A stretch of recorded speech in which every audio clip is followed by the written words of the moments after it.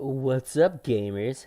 It's your boy, Minecraft Slade 59, here again with another team builder and game, since I forgot the team builder this week completely, I won't lie.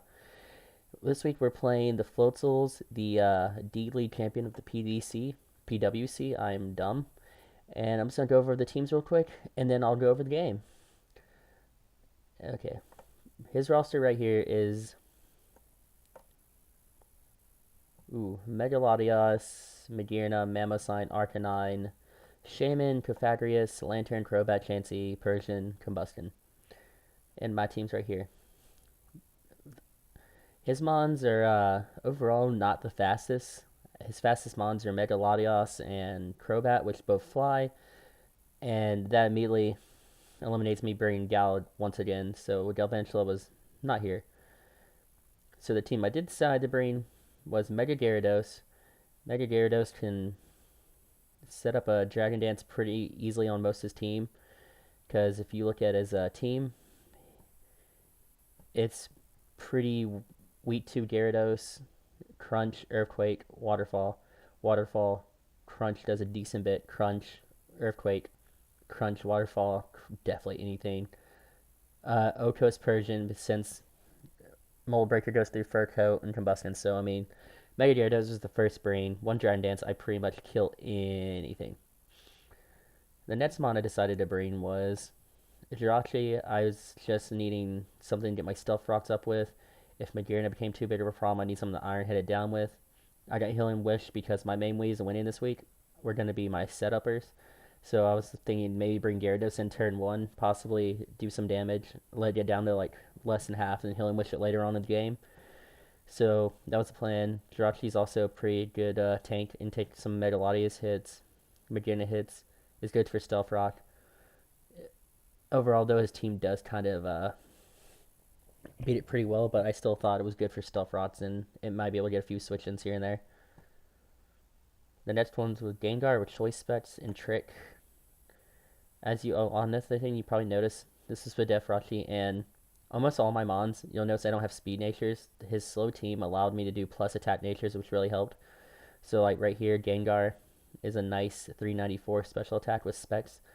Shadow Ball does a decent bit even to Magearna with a Assault Vest, and Sludge Wave rather, can almost outkill anything. I didn't think he was a breed Chansey because Chansey is a rocker, and his main moves are Toxic and Seismic and I didn't think he was going to bring just Seismic versus me because Tapu Fini kind of negates Chansey being a threat. So that was a good reason Tapu Fini was on my team. Next one's Haxorus. Again, I'm thinking I need to set up with Unnerve. He likes to run berries, as I saw last week. I was like, he can't really run berries against me. So that was nice. So this he couldn't run. He couldn't run Shuka on Arcanine, Magearna. What he did last week, he ran Shuka on Lantern. I didn't have to worry about any of that. I was Lumberry, so if let's say Feeney's wasn't in, he could Will-O-Wisp me. Granted, this should have been Z move in retrospect, but I just didn't want to get whisked by Pythagoras. I was 100% sure he was bringing that, in my mind at least. Next one's Assault Vest Donphan. If you look at his team, once again, not a lot of ground immunities. He has a few good ground checks, but most of them aren't too great to switch into. I can use Knockoff also. As you see, I have Knockoff, Rapid Spin to get rid of his hazards in case he wanted to hazard me. And Ice Shard. Ice Shard's just kind of like get a last second pick off on the Shaman or prevent it from subbing up. And Knockoff's just a great move, and Earthquake was for half his team. The final set, which is the one I probably switched the most, is my Tapu Fini. Originally it was Moonblast, Taunt, Surf, and Haze, but Taunt and Haze I felt like was redundant. I was going to put Nature's Madness to do 50% whatever came in, but I thought Light Strain might be better, because Light Strain can give me a free setup with both my setup mons.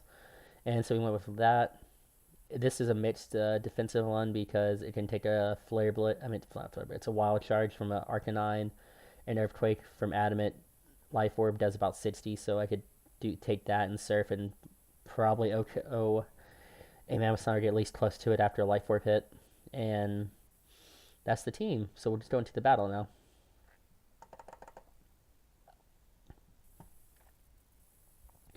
I started the game off with my Jirachi, just kind of like looking at his team. I was not expecting how to pause this. I was not expecting him to bring Lantern or Persian or really Crobat at all, since I had my two electric types, and Crobat doesn't really do much to hurt Mega Gyarados, and I had a Donphan who's pretty defensive, so and a Jirachi, so Crobat was kind of shocking actually. I was not expecting a Crobat at all. But he sends in Shaman. I sent Jirachi because I noticed Stealth Rock would be neutral to three members of his team, and it would be super effective against two. Megaera being the only rock resist. So I Stealth Rock turn one. Knowing he's not going to stay in with it, I U-turn, and if he did, I got off super effective damage. He's actually Budberry. I messaged him after the game. Budberry, not Tango, Budberry. But he's Tango. He said he was Tango, so he just stopped Gal from setting up a sticky web. But as I described earlier, I wasn't feeling sticky web was really necessary this game. So I bring in Chris stops my shiny Gyarados, and I'm like, time to go for game. And he stops me with taunt. It was a little bit saddening. But I figure he's going to switch out the Lantern out on the waterfall, so I just Earthquake. But Persian Wild Fur Coat's really, really, really frail, and I OHKO it, which was nice. He then sends in Shaman. I was fearing this was a sub-seed set, because in testing I felt that a lot, and it would break me. So I send in Jirachi, just so I could like Iron Head and U-turn out. He also he does a good read here and predicts me, switches to Arcanine. But the good thing about my Stealth Rock is a good read still costs him 19% after leftovers. And I just switch him out. He gets me again, and he wild charges my Tapu Fini, but Tapu Fini gave us some defensive investment, doesn't do too much. I now threaten him with the Surf. So I know I threatened him with the Surf, so I go for my Light Screen here. So now I can switch in basically anything, just risking Scald, which is a pretty big risk, I know. So I switch in Donphan. He actually switches out Predicting Me. He sends in Shaman, and this is where I like this. Donphan takes 27% from a Shaman. He then knocks off his Octoberry, which was for Delphox. Delphox was a good brain versus him, but I just didn't fill it with the Lantern and the faster Latias, because I was expecting Mega Latias to come for sure. Thankful I didn't. He switches in Arcanine once again, as I send in Jirachi just to take hits, because as we saw earlier, the Earth Power did almost zero. So I was like, Earth Power's doing nothing. Why not send this in? He sends in Arcanine, takes another 25% in After Rots. He's at about 52%. Light Screen wore off. I don't want my Jirachi to die. It could come in handy later with the Healing Wish. I send in my boy Donphan. He just heals back up, which is a good play. But now I get a Ooh, no, I switched actually. I switched predicting his Shaman come back out. But he just Flare Blitzes me straight up, sacking his Arcanine. If I went for Earthquake. No, he won't stay in this time though. I Dragon Dance up. Because there's no way he's going to just sack his Arcanine twice. And if he will wisp me, I have a Lumberry, so that's what I was expecting to. I Poison Jab. It does not kill. He Dazzling Gleams.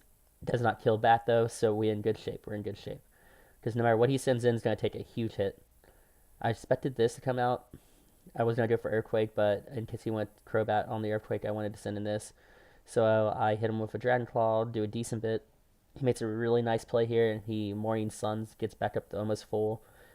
And we're back to where we were, though. Donphan, not thinking he's going to stay in twice. I still stand. I go for a knockoff. This time, though, just in case he did stay. A knockoff was Papaya Berry, which was for a Scarf Jirachi, he told us. But the knockoff slash Ice Shard's enough to pit that off. Donphan putting in work. Right here, he predicts me to switch, but I was figuring a Scald wouldn't kill me, especially since I'm Assault Vest with a lot of Spadef investment, so I just OHKO'd his Lantern. He sends this, he gets me -1. Knowing that Magearna, if it's like a Shift Gear set, could be a problem, I want to keep my Soft Vest intact so I could Earthquake and possibly kill it in one hit. So I send him back Tapu Fini because there's no reason not to. Tapu Fini doesn't do much. It's a nice pivot around. He hits me with a Flare Blitz. Here I'm thinking he's gonna not go for another Flare Blitz. I want to get my Hattress back up because Hattress sweeps at this point. I'm gonna try sending in my Jirachi to take a Flare Blitz and a wild charge, and he does a wild charge. He does 20. That kind of worried me. I thought maybe I'll die from Flare Blitz, and he goes for Flare Blitz, and we live at 11%, which is nice because I just Healing Wish back up my Hatcherist to full. Unnerved, just so I can't use any more berries since we've seen so many berries this game. Didn't think that was going to come as much handy as it did. He Flare Blitzes. Doesn't get the burn, doesn't really matter. I Dragon Dance up to get the +1, and it's a sweep from here. We click Earthquake. It dies. We click Earthquake. It just dies. It was actually Salt Vest, but even if it was Sugarberry, I had Unnerve just for that. And we Poison Jab, and we win a nice 5-0. I don't know if Justin has a YouTube page, but I'll make sure to link his YouTube page. I said YouTube page weird twice. But I'll make sure to link him, and yeah, that was the battle. Everyone have a happy holiday.